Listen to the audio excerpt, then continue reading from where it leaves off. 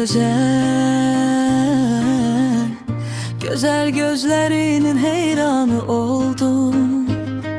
Senin sevginden divane oldum.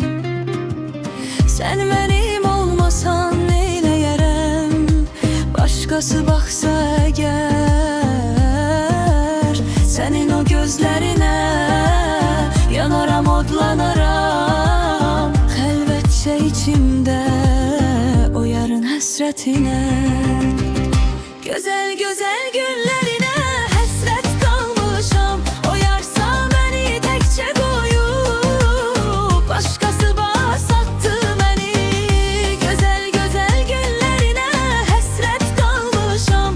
O yarsa beni tekçe koyup başkasına sattı beni.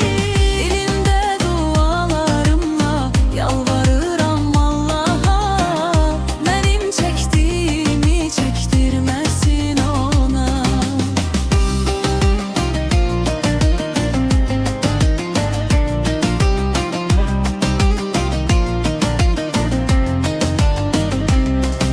Güzel, güzel gözlerin heyranı oldum.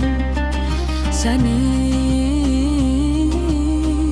sevginden divane oldum. Sen benim olmasam neyleyerem, başkası baksa eğer.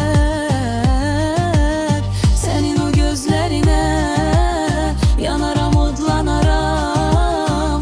Elbette içimde o yarın hasretine. Güzel güzel